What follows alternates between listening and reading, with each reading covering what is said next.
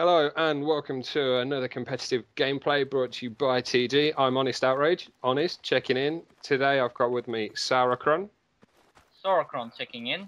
Hey dude, we've got some footage for you today from Battlefield 3. The actual footage we're watching is TG Aussie Scotty, but as I said, got Saurocron with me today. He's one of the four members of this squad, Warhawks squad, who's competing in this game we're watching here. Got to say, guys, this is my first experience of actual Battlefield 3, apart from the beta itself. So I'm kind of walking into the unknown here as well. But I'm looking at this map, and the first thing I'm thinking is, wow, this is absolutely huge. Is this pretty typical of the normal maps, Saurocron? Are they all this massive? Oh, definitely. On a Squad Russ, it's about 1/4 of the actual map. So some maps are absolutely huge. This is basically one of the biggest maps for Battlefield 3. Excellent, good stuff. So we're playing Squad Rush here at the moment. So you guys are attacking straight off the bat. So we're looking to push this bomb A at the moment. So what's Scotty doing here is, he's got his launcher out. He's trying to blow some holes in stuff. He's trying to sit back a little bit while you guys push on. Yeah, basically the basic strategy for this was we split into two fire teams, Fire Team Alpha and Fire Team Bravo, and we basically flank around the objective. And the first fire team is filled with assault guys who assault the objective, while the second one basically suppress. And I was the engineer, and I basically had to flank right and blow some holes in the objective to keep it open, so we could kill anybody who was hiding near the bomb. And basically myself and Chad could fire on anybody that was arming the objective. Okay, good stuff. I mean, you guys got that first bomb laid so quickly, it was unbelievable. Like, literally, you just came storming straight in off spawn. Both fire teams obviously very well prepared and practiced as to what it is that they're going to do, and you guys have got this locked down. We're what, less than 2 minutes into the game, you guys have got it on lockdown already? Yeah, it worked out really well. We've been practicing the strategy over and over again in the tactical gaming server, and we were very happy that it worked out this way. So good stuff. And now it's just a case of sitting up here, making sure you got all the angles covered, picking off these guys, trying to run in. I mean, they're obviously running out of tickets very quickly. Yeah, basically after the bomb goes, they can still take out our tickets, so we have to set up a defensive perimeter to pick off any of their guys, because they have unlimited tickets, but we only have a set number of tickets because we're attacking and they're defending. Right. And once we reach 0 tickets, we lose the game. Oh, okay. I did not realise that. I thought both attackers and defensive players have the same amount of tickets each, but the defenders actually have unlimited. Yep, the defenders have an unlimited amount of tickets, and basically, yeah, they can die as many times as they want, and it will not affect their game at all. Their basic objective is to stop us from blowing up the bomb and arming it. So. Oh, okay, fair enough, fair enough. So we're regrouping again now, splitting into 2 fire teams again for the assault on B? Yeah, the strategy again is basically I take position by the fuel tanks we saw beforehand, and I fire my rocket across the sea into the objective to take out the walls, so we can breach in through the walls. So Scotty and Malachi will charge in through the front door, and Chad will come in through the blown up wall that's behind Scotty there, and he'll basically arm the objective, and then I'll just fire my 2 remaining rockets, blowing up any of the other walls, so we can open it up to see if there's any guys left inside, and then basically I'll make my way towards the objective, and we set up a perimeter and try and spawn trap these guys so they can't disarm the bomb. Okay, I love the teamwork involved. Like, there is some serious strategy compared. I mean, if you compare it to Call of Duty, like a game of S&D, I suppose that's the most obvious comparison. There is so much more strategy involved with making sure you've got these bombs locked down and how you approach the bombs as well. There are so many places these guys can get through. They can flank all the way around, so there's just not one set way they can come. Good stuff, good stuff. So let's have a look. So we're watching that was we're just seeing Scotty die here. So I mean, you guys have had very, very few deaths. You've still got a lot of tickets left, and you're seriously rampaging through to this B bomb at the moment. Yeah, it's pretty fast. I mean, teamwork from the other team was also very good as well. And the reason why we had so little deaths is that we keeping very, very close to each other, so that if we do get taken down, we can instantly revive each other. But before we even try that, we got to see if the area is clear, if there's any guys left, and then we'll revive the player and move on. So how many of you guys are running medic kits at the moment? 3 of them. Scotty, Malachi, and Chad were running medic kits, and I was running engineer for the duration of the game to just use that little strategy we formed up. And once I'd completed the strategy, I went to the medic. Okay. So because you have unlimited tickets when you're defending, do you still run medic kits across the entire squad, or is it more beneficial to run other kits when you don't have to worry about tickets quite as much? Well, as a medic kit, you've got the assault rifle, and it's basically the best all-around weapon for defending. And basically, if any of us go down on the objective, and none of us have the defibrillator, he has to wait about 10 seconds to respawn, and that 10 seconds can be very crucial when we've got 4 guys running the objective, and there's only 1 guy left defending it. Yeah, okay, that makes complete sense, actually. Yeah, that makes sense. So normally all 4 run medic kits, but because you needed to make way through the buildings, you drop those rockets in there. Okay, that makes perfect sense. Makes perfect sense. I probably sound like a really stupid Battlefield player. But seriously, I'm learning as we're talking. This is good. I like it. I'm learning as we're talking. So you guys do your competing on CyberGamer, which I believe is just Australian and New Zealand players only. Yes, it's basically Frag Nation, but for the Australian community. Sure. Okay. So have you guys got lots of people competing via CyberGamer over there? How big are your ladders? There's a whole lot of teams, ranging from 10 to 40. Oh, really? At any time. Yeah, we got a lot of teams all over the place. Any clan can make up their own team and just join, just like that. Okay, cool. Oh, that's good. So it means that you're not always playing the same people all the time. When you've got large ladders, there are plenty of different teams, plenty of different squads, and you can all compete against each other for the top positions because it's also ranked. Okay, that's cool. So spawns are switching now. We're going to go and watch the defensive side of things. So this is the bomb that we've literally just attacked, but you're now defending, right? Yep, that's correct. So what's the plan here? Same 2 fire teams? Yeah, it's the same. They're actually combined together. Scotty's taken the building in front. I've moved onto the left-hand side that he just looked there to cover the left-hand flank, and Chad and Malachi are guarding the main building. And Scotty sits in this front building to just basically have an overview of the area because you can see everything from this position and where they're moving. Yeah, he's got some great lines of sight from up here. I'm guessing all it would take is one well-placed nade or 1 rocket to clear him out of that building though and blow these walls up. One well-placed nade or one rocket will blow the wall out, and it will injure him, but it won't kill him. So it just depends. This building cannot be totally destroyed. All the walls can be taken out, but every once you can still hide him there. He'll be seen though. Okay, that's good. So what's the rest of the squad doing at the moment? We've got yourself over on the left. Have we got the other fire team sitting on the bomb itself or in that building? You can see them both there. Yeah, they're defending on the 2nd floor, and they're watching both stairs. There's 2 stairs into the 2nd objective, and they're basically watching there. And while all of this is going on, Scotty is calling out the positions of the enemy team, so Chad and Malachi know exactly where they are, and they can see on the map exactly where they are, and know where they're coming, so they can focus their attention on that area. And the same with me. If I get taken down on the left-hand flank, Chad, Malachi, and Scotty know that the enemy team is coming around the left-hand flank, and they'll turn their attention to there. Absolutely. It doesn't matter what game you're playing, comms wins matches. It's all about those call-outs and comms. Yep, definitely. How do you guys cope with comms in this map? Because it's such a large map. Do you have to really break it down to specific positions, or do you just generally call out locations? Well, we just generally call out locations. We use cell, and also sometimes use the compass bearings to call out positions, but we try to keep it as simple as possible, using a maximum of 3 words. For instance, 2 guys on Bravo, 2 guys attacking Alpha, just to keep it as simple as possible so the comms aren't cluttered during the game.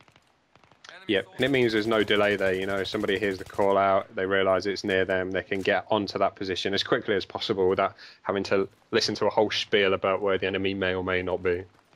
Yeah. Good stuff, good stuff. You guys are really holding out pretty well here. Like, everyone's still in their same positions. The formations hold in. These guys are literally running onto your bullets at the moment. Yeah, they were trying their best, and they did put up a good fight.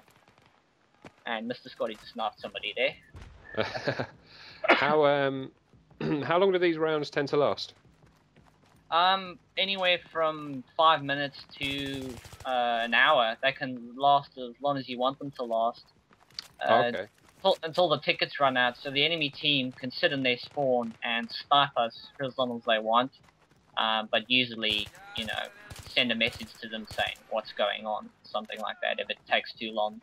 Yeah, But of course. basically, until the attacking tickets run out, it depends how fast the enemy team, how good they are, how good we are, how good shots we are, so it all depends on that.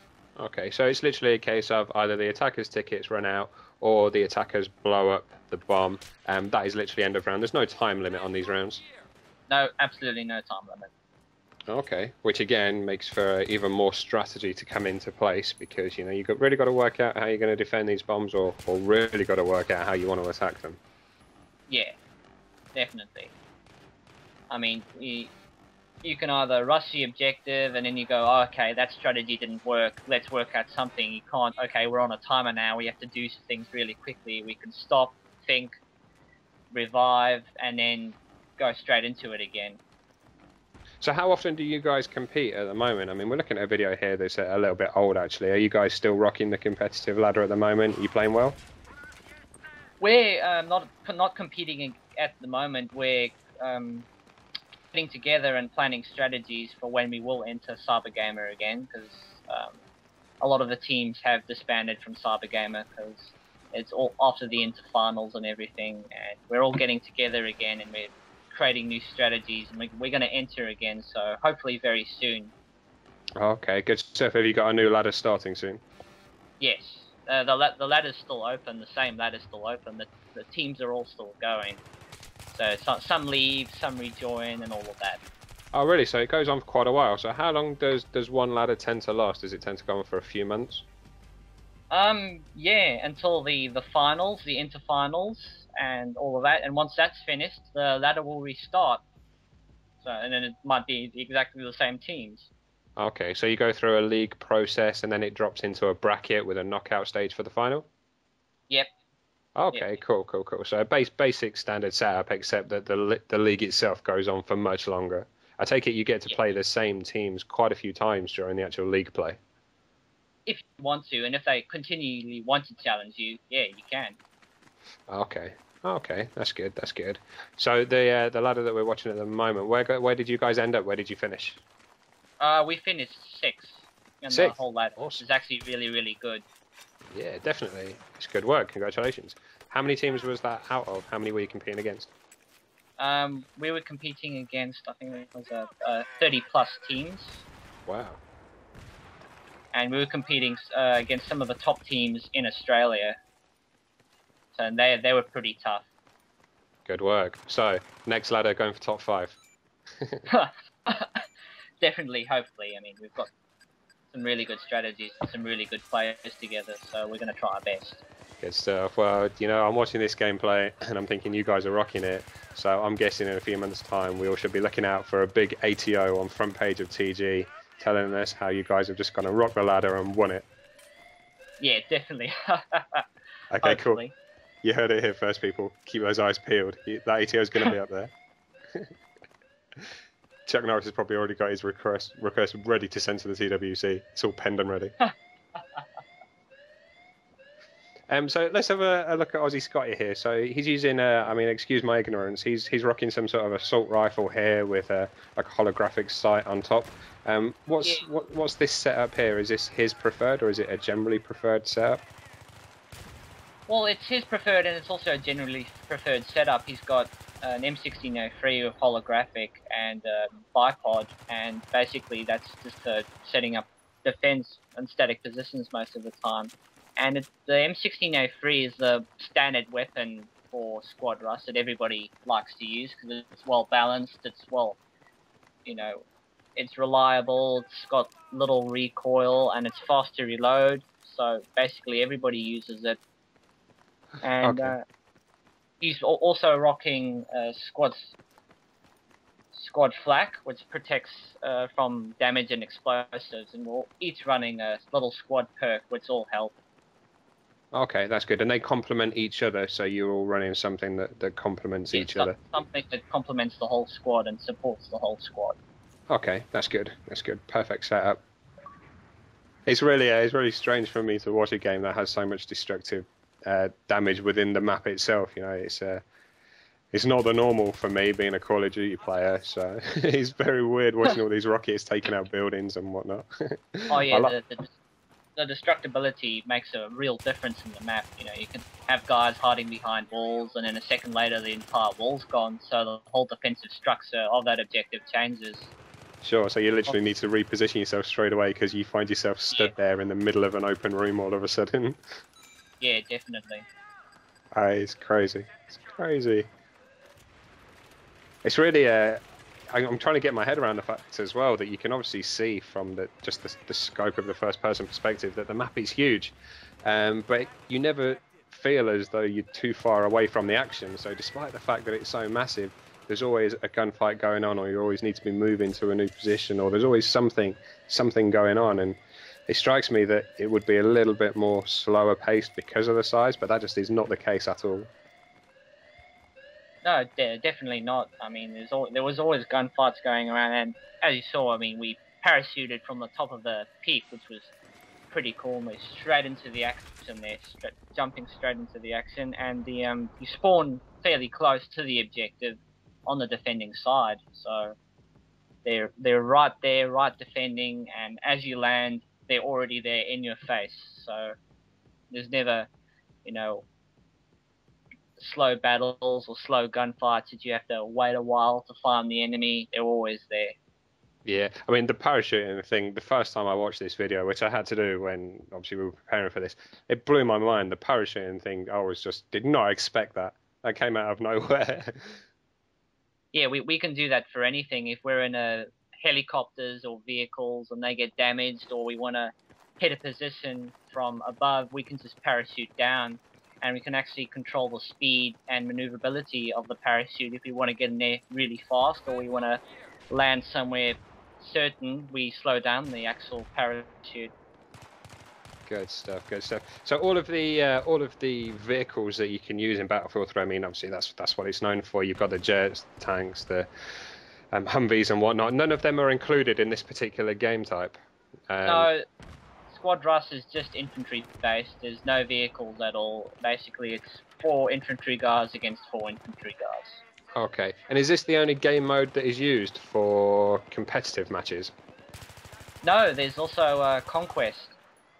Which is the version that does include the vehicles? Yes, which does include the vehicles, and it's more players, up to a maximum of 12v12, but usually we have about 8 players versus 8 players, and then vehicles, you know, tanks, jets, and helicopters. Wow. So do you guys compete in that version of the game mode as well, or is it just Squad Rush for your particular squad? Yeah, we've got teams in Conquest and Rush, both. Wow, that is crazy. I would love to watch a competitive game 8v8. I just imagine that would be absolutely mental with the amount of gunfire going on. It's really, really insane, and it's got even more strategy and tactics and more call-outs and everything. It's a lot more complicated. I feel sorry for the SL. The SL of an 8-man fire team trying to organise those guys for a particular match. Oh, we all work together, actually. Do you operate fire team leaders? Yeah, we operate fire team leaders. We split into 2 squads, 4 and 4, and basically there's a fire team leader that, you know, calls out positions and everything, but we all work together as one whole team. Good stuff. Good stuff. Which is the way it should be. It's the TG way. Yep, definitely.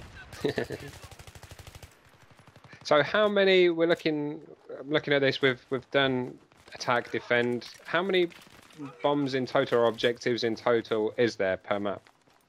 Well, per map there's 2 objectives, 2 bombs that the attacking team have to blow up, and we have to defend. And basically they get 20 tickets per bomb, so let's say they're on 15 tickets, and they take the bomb, the tickets get reset to 20 again. Or if they lost the bomb, and they're on 0 tickets, they lose the game. So it's just like that. Right. Okay. Okay. That makes sense. That makes sense. This, you said earlier, this is one of the larger maps. So on the smaller ones, are the bombs just situated a lot closer together? Well, they're spread out as far as they can. So on the smaller maps, they are a little bit closer together compared to the larger maps, but still, they're fairly spread out. It's just map reference, you know. They spread them out as far as they possibly can within the confines of the map.